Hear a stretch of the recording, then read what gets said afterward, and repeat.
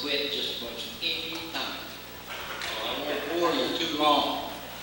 I usually start out and talking to a group like this. I usually like to tell a fishing story.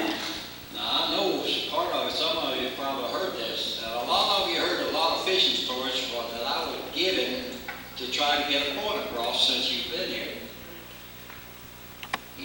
Way back in the beginning of this thing, for about 10 years, I traveled all over the South.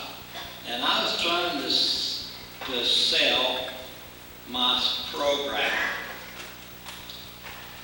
They couldn't. I just couldn't get the message across. I couldn't. They wouldn't buy the lure because it didn't look like a lure. It was a tool. It didn't look like a lure. So I had my problems. I remember one time in August, after about 10 years, I must have caught a genuine fish. But after about a period of about 10 years, I came up into South Carolina. I never will forget it. It was 103 in the shade. And I walked the streets of Orangeburg, South Carolina, all day. And there was nobody listening. Nobody buying anything. So it finally dawned on me that I was doing this thing all wrong. So I tore up everything I had, sales catalogs, the whole ball of wax, and I threw it in a trash can down in Orangeburg, South Carolina. And I said, I'll go fishing. I'll show them. I'll tell them. You see, I was getting the cart before the horse. That if I teach people how to catch fish whenever and where they're to go fishing consistently, and a lot of big ones, I don't have to worry about selling anything. All I got to do is make it available. And so I had tools, so I said, I'll go fishing. So the next day I went to a lake out there, and it happened to be Sandy Cooper. And I got on the lake at Hunter, as I say, it was up over 100 degrees, and I got out there fairly early. And I asked this fellow, it was a black gentleman right there at the dock, and I asked him, he said, well, we haven't caught any fish in 3 or 4 weeks around here. So I went fishing, and up somewhere around noon I came in, and I had a string of nice big fish. Yeah, I don't remember now exactly whether it was 8 or 10 limit, but it was up around 10 limit of bass at that particular time. And when I lifted these 8 or 10 fish, this old gentleman says, oh my goodness. And he says, he got a little bit nervous, and he says, you see that building up there? There's some fishermen up there. Take these things up there and show them. So I walked up there, and when I looked in the door, I saw a whole bunch of guys in there drinking beer. That was a good fishing trip for them. And so I didn't say anything. I just had this string of fish in my hand. I walked up the counter and I said, give me a cup of coffee. Well, you could have heard a pin drop. So I just sit there, and I heard a lot of mumbling back in the background over yonder, and I just still holding this string of fish. It's about to kill the arm, but I wasn't about to give up. And after a while, I finished my coffee, and I started outdoors. This guy come up and said, where'd you catch those fish? I said, I caught them out there in the lake. He said, well, I don't believe that, because we haven't caught a bass around here in about 2 or 3 weeks. I said, is that right? Well, let me tell you, I'll bet you $10 to $1 that I can get my limit in 45 minutes. You know, I don't know why they didn't take it, but I didn't get a bet. In fact, I didn't even have the $10. But I didn't worry, because I had 2 or 3 more limits tied up over there in the bushes.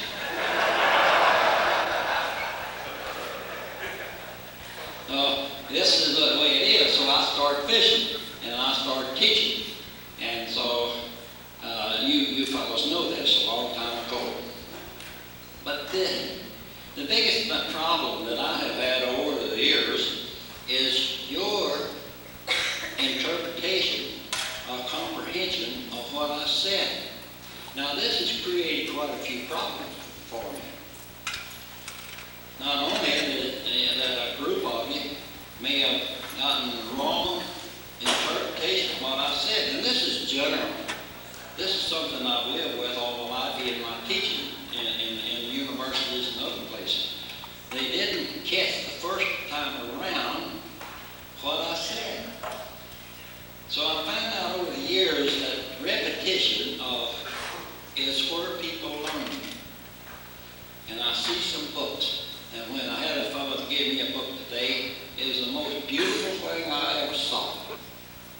You couldn't read the cover. You couldn't read the inside for the notes. It was all scratched up. You had the pages glued together, and one of them you had to sew it together. That's the first thing I ever saw. But repetition is the way you and I learn. Now, down through this years, I have talked about different situations, different things, subjects. And I repeat this same thing. I try to approach it from a different angle every time, so that more people will understand exactly what I said. A lot of times a fellow will say, I'll give an example of this a little later, somebody outside who's seeking to be recognized or something will come and he says, this is what he meant. And people will listen. Now he may change it a little bit, but he says, this is what he said. And they'll wind up going somewhere or washing their hands so that the lures, they don't smell on the lures. I can tell you a lot of examples of what they tell them, but this creates problems for the, I would say, prospect of becoming a great fisherman. I see other people take it. I'm going to show the basic guideline in just a few minutes. I'm not going to say too much about that time. I'm going to say it right now. Many people, especially in the Midwest and in the Northwest, they will say, when I made this thing, I said, the basic guideline, the structured fisherman basic guideline. I hope you all got copies of that thing. I made a mistake there. I should have said Spoonpluggers basic guideline. People call structure anything from a anthill to something else. A bush is structure. A stump is structure. A weed bed is structure. So what they do is this. They'll say, here's the basic guideline. Downstairs. Now, we're going to take it from here and we're going to improve it. That's become antiquated and we're going to add it and build it up here because that's down here. That's basic. We're going to grab that thing and we're going on up here with this. And some of the things they build that thing is so far-fetched from what that basic guideline was, it's pathetic. They built careers on this type of a thing. So my job over the time has been to make you understand what I said. And I've approached it many ways. What I'm going to show you tonight is just a short thing of what approach that I'm intending to do this time. I'm going to ask you questions of what do you think on fishing situation. Then I'm going to say, what would you do about it? What would you do? Now tonight I'm not going to point out anybody to this. I might add a little something to it, but I might answer this for you. Then I might say what I do, what I think and what I would do on this. But I'll give you the idea. I've been working on this thing a little bit in written material. In the written material, I'm giving you different fishing situations that you're going to run into and the concepts and the guidelines for spoon plugging, the guideline. Then I'm going to say, what do you think? Now this is in a book that I've been working on. This is another approach that I feel is important. Now I say, what would you do? Then I'm going to do this next. I'm going to tell you what you think and what you would do. And I'm going to stretch this thing out. Then I'm going to come down here at the bottom of this thing, and then I'm going to say what I would do and what I think about this situation. Now, this I feel, if I expand it enough, is going to cover most any situation that you people get into. I am hoping that this will make more people comprehend what I said. Then just recently I kind of bowed my back and I said, I'm going to go one step forward. I'm going to put this whole ball of wax as much as I can on videotape on the action wire. And I hope that if I look at a cloud cover or a certain cloud situation talking about weather, I will show the effects of catching the fish under these conditions. I'll do that on everything, basically with the fishing. I'll show it, do the best I can, underwater, above water, and in each case, in each instance, when I have a point, I'm going to go to the water and show you about catching the fish. If you know this basic guideline, the guideline that I'm talking about. Now, when I get through with that, if I live so long, there's one more thing that I could do, but I'm not going to do it. And that's dive down and put that fish on your hook. I'm not going to do that. So this is what we're trying to do. And this is what I call a spirit of spoon plugging, so to speak. And before we break up, a lot of you people are going to leave. I want you to keep me posted. And when I say good night tonight, and appreciate you coming, then you guys don't forget to keep me posted and look forward to next year. And I want to say another thing while I'm here.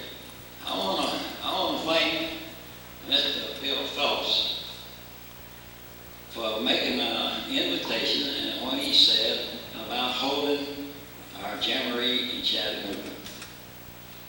And we can be a part of helping him in his work to build his fishing institute and so on, and make Chattanooga the fishing capital of the world. I'm not doing this for Chattanooga so much, but I feel that the facilities and the other. I'll just make one statement about this present situation here. I'm not going to have any say-so of what you guys agree with on how you want the meetings held and work. I will say this, one thing that I have a problem with is to get them across to the fishermen that the deep water is home to fish. It's the only sanctuary, it's the only stabilizing force that this fish has. You can't run up in the woods and escape from a hazardous environment. The only escape, the stabilizing force he has is to go downstairs. This is the toughest thing to get across to the fishermen. They've heard otherwise too long. They don't believe it. They caught a fish in the showers one time. That's not the way it named the game. So, but in this case, and one more I'll say, if you don't accept the first thing that the deep water is the home of the fish, let's forget the whole deal. It won't make sense. And it's hard for me to impress upon you, so I have to demonstrate it. Now right here in Chattanooga, right off of this thing right down here, is the best example that I can recall in my mind that we can immediately show you that the deep water is the home of the fish. Who in here caught fish in the last 3 days less than 20 feet? They're down to 22, 25, 20, 30, 35, 40 feet. Did it tell you something? I think most of you will agree in this hall, but you'd be amazed when we try to get our people, more people in this family of Spoonpluggers. This is something we got to get across to them, that the deep water is home of the fish. And if you bring visitors here to Chattanooga, we got facilities here. If you decide to go somewhere else, then I would have to go and I would have to see about this deep water situation that we could very quickly demonstrate that the deep water is home to fish. And so with that, let's look and hope keep in mind this little thing that I'm doing. And I've cataloged over 8,000 slides. I got about 280 slides, and they don't even touch the surface of what we can take, spoon plug it, and say, what would you do with this situation? What do you think about it? And then I'm going to say what I think about it. Now, between the two of us, we'll arrive at a little bit of comprehension of what I said. If we get the videotape, if you don't get it then, I'm not going to put the fish on your hook. Okay? Let's look at a few things here.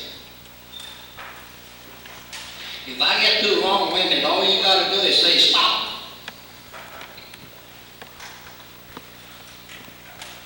Because we might have to turn off some lights. Somebody's head in the way. Now, what do you think? What would you do? Huh? I could put a fishing situation up there, and then I would say, John, what do you do? What do you think? Well, I've had good spoon pluggers, and when I say that, it's just in a little groove, in a little fishing club. It scares him to death. You shouldn't do that. He knows the answer, but it scares him. So I'm not going to ask you to do, but I am going to do what I think. In my written stuff, I'm going to tell you what do you think and what would you do. You're going to be amazed at what you're going to do. And what you think. And then I'm going to tell you in long terms what I think and what I would do. Now this material that I had prepared on this is directed primarily toward a fisherman who has some exposure to the structure fishing throughout Spoonpluggers guidelines. That structure fishing sometimes, you got to understand what structure is. If you say you're a structure fishing and I see you out there casting to a stump or a weed or a brush pile, you're not structure fishing as far as I'm concerned. You might be a break fisherman. Now the written material coming in these slides is for individual study. Now I put this in preview because when I get the written material, I can put this slides and a lot more that you can use in your teaching, in your clubs, and so on. So don't pay attention to about the written material because I don't have it right now with this here. However, group study or so this discussion is very important in the learning process, and slides make this possible. So we're going to move on with that. The purpose of this study is to see just how well the structure fisherman spoonplugger has his guidelines in mind, and how fast he reacts to a particular situation when he encounters it on the water. This is very important, that last step. When you and I get on the water, we should react automatically to the situation faced. We should not have to stop, think about an answer or what we should have done. Now, that's what I'm attempting to do. And when you're faced with any fishing situation, you don't even think about it. You automatically react to this situation that you faced out there. If any pauses, stops, or stutters occur on any of these situations, be wise to review what's said on subject material. Now, most of you understand what this is, so I'm going to make it very plain real fast as I can. What is spoon plugging? I put it this way. It's you know what makes the fish tick and what you've got to do to put him on the string. Now I can say it another way. if you and I expect to catch more and bigger fish consistently, whenever and wherever we go, we must spend our time where we have the best chance to catch one. And they put it another way. If you and I expect to catch more and bigger fish consistently, whenever and wherever we go fishing, we must be at the right place at the right time, fishing in the right manner. Now that's spoon plugging. And why the guidelines? The guidelines that we're going to have in all our study is to do exactly what spoon plugging is for. To be at the right place at the right time, fishing in the right manner. Now if we do that, you and I are going to consistently catch more and bigger fish whenever and wherever we go fishing. I can talk all night about that, and I hope that I'll do it. I'm not going to say about too much. Why is the basic book of spoon plugging? Why is the home study series? Why spoon plugging in America? You say, well, I spoon plugging in America. One time I had spoon pluggers in America, and I sent out a periodic report to help them with education after they went home. But this is what the stuff was for. You could be at the right place at the right time, fishing the right manner. Basic guideline. Now I talked about that rascal just a few minutes ago. I hope all of you got a copy of this thing. One of the first things I'm going to do, which I was going to do before I came here, is change that heading up there. Structure, fisherman's basic guideline. Now if you think a stump or a weed is structure, you're mistaken. Structure is the feature of the bottom, the fish used in their movements and migrations. A weed or a stump or a brush is something on the bottom, which I call breaks and breaklines. Structure is a feature of the bottom that is different from the surrounding area. That is structure, not a stump, not a bush, not a rock. So, today I'm going to change that up, John. I'm going to say the Spoonpluggers basic guideline. I'm not going to have these guys saying that this is a basic fishing and I'm a structure fishing. And all I do though, I just cast that structure which is a bush, and that structure which is a weed bed, and that structure which is a so and so. Now I'm going to take this basic guideline, which is way down here, I just said that, and I'm going to add my stuff to this thing and bring it up to date. Now if you swallow that thing, I don't even want you down here next year, because that's the way it is. So I'm going to change that. Because if I didn't do that, they're going to lead somebody astray. But I think everybody's got to make a living. But everybody doesn't have to be motivated by ego and things of that nature. Now this, I said, what does this mean to you? Now that's a wagon wheel. Some of you may not be familiar with a wagon wheel. I was raised in a Piedmont wagon company that was right up inside of my house. Huge thing. They built wagons. They were building wagons when the people went west. And they didn't stop producing wagons there until after World War II.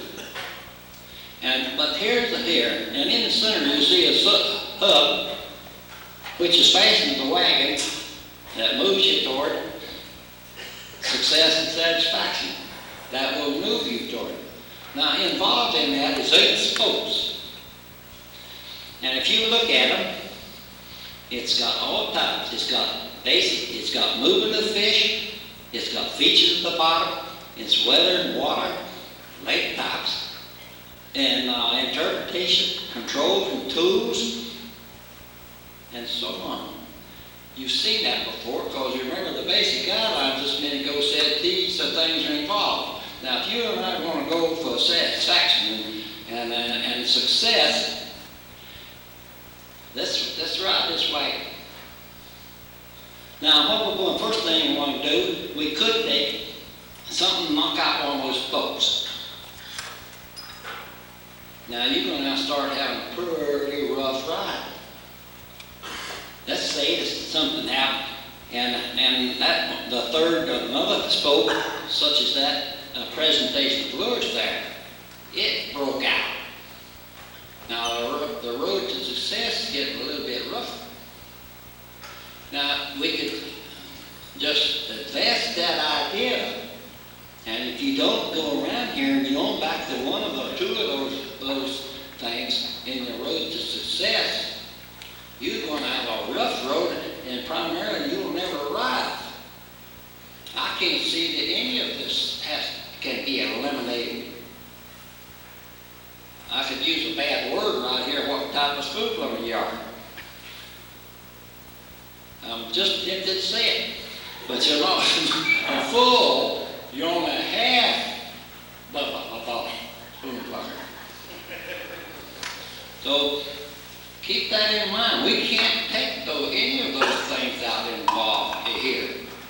And of course, when you get over to that interpretation, now there, if you ever pull it out, you're dead from the beginning. But since it stays in the picture, you can get better and better and better and better and better and faster and faster and faster to road success and satisfaction.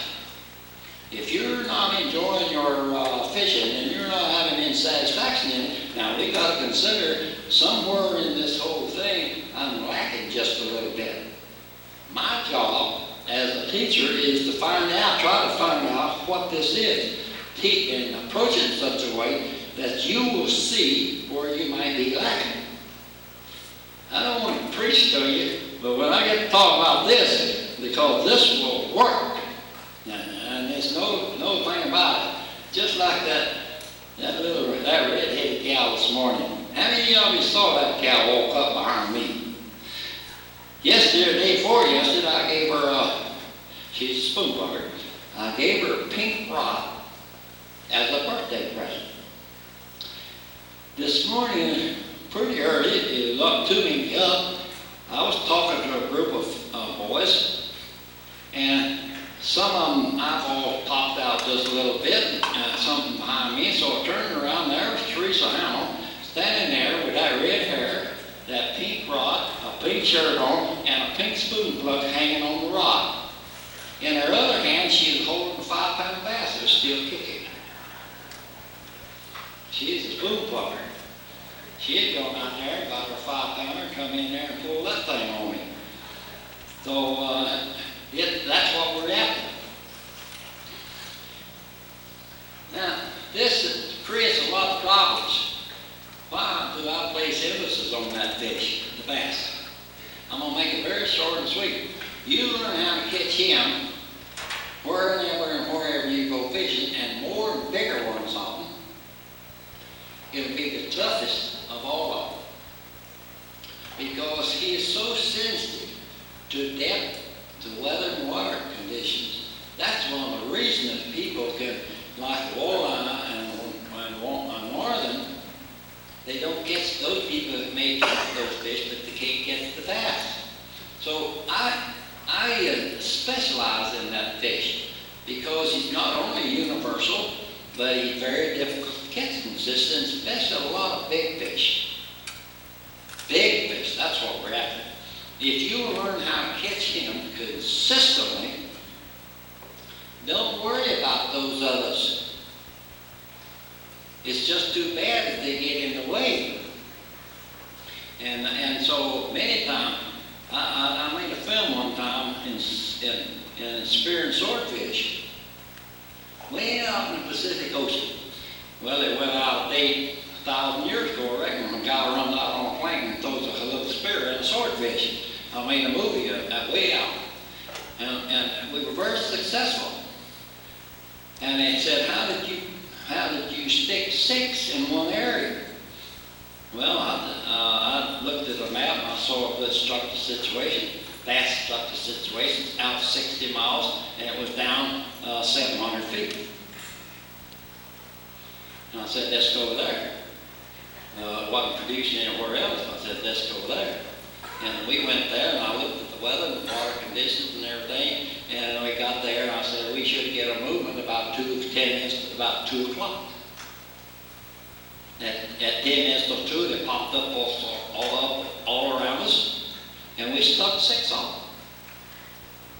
Now they said, how did you do this? I said, I went bass fishing. So that's the reason I do it. Because if you learn how to catch that rascal, don't worry about those others. There may be some little peculiarity, but don't worry. And fortunately, they don't react quite as drastically as the bass does to weather and water conditions. And then, why do I place emphasis on the reservoir? Maybe I know some of you guys said, why don't you talk more about the details on natural lakes? The reason I don't is because it's kind of routine, or it's pretty well set as what type of structure situations exist. Pretty well set as what the watercolor will be in the natural lake. The structures will maybe be 1, 2 in the whole lake, different types. But in a reservoir, we have different water.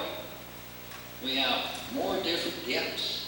We have more structure situations and etc. And so you can't be just living a little world. If you talk about the structure situations in this thing, in the reservoir, you will pick up the structure situation in the lake pretty quick.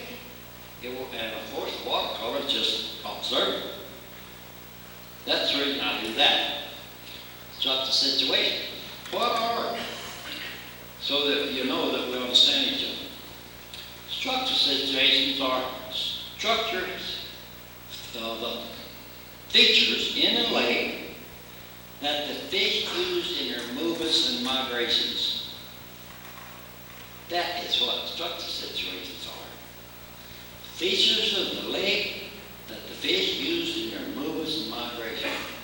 Now I make a whole lecture, and I'll do it on the video of all the structure situations that you will ever encounter. I believe there's about 17 of them. Maybe most of them will only be in the neighborhood of maybe 12. And I'll talk about each one of them, and I want you must recognize it as soon as you come across it. Fishing situations, the same thing.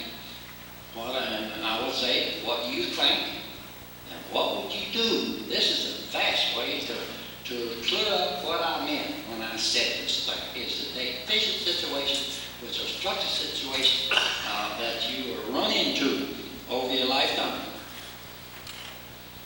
What do you think? What would you do? And this is, what does this mean to you? You immediately may say, well, I don't know what you might say. I should say, what do you think and what do you do? And in my written material, I'm going to tell you this, what you think and what you do, then I'm going to tell you what. The biggest thing is, number one, I'm going to rush along, I'm going to add too much right here, that the deep water is the home of the fish. And I say, what does this mean to you? To talk all right about that too. The only thing I want to demonstrate here, and I'll go right on up to the next one, 8 to 10 feet. What does this mean to you? Now I'm going to try to cover it very briefly, all those 3 sites. And the reason I'm doing it is because people don't quite understand why I say do certain things in the shallows and do certain things in deep water. In interpretation of what I say, interpretation, structure, other things, sometimes you have to become a fish. In interpretations, you start downstairs, but in fishing, you start upstairs and go down. Now, so what this means to me, those last 3 slides, is this. I'm a fish down here. I'm down in the sanctuary. The movement and the weather and water is such, and I'm triggered to start activity and move toward the shallows. Now, as I move toward the shallows, I'm going to get the structure, which you boys know, which you see there, and I'm going to swim up. I'm going to look at the bottom. I'm down here, and I'm coming on up. I'm just wagging my tail real good.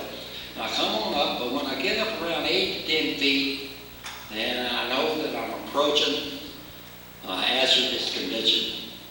Then I'm going to look up, and I'm going to survive. And when I get up, I'm going to look this whole deal over up here. And then when I come up, I'm going back, and I'm going to fall. I'm going to go right down. I'm going to look at this bottom. I'm going to go back down into the sanctuary. Now, what that tells me is that to try to explain to you that when you work in the shallows, you got to strain that whole system. In other words, all that water that's up here, you got to run up here. You catch fish anywhere in that. You catch it on the bottom. You catch it around that stump. So that means when you're fishing the shallows, you got to cover this whole section from zero out, all the depth in there.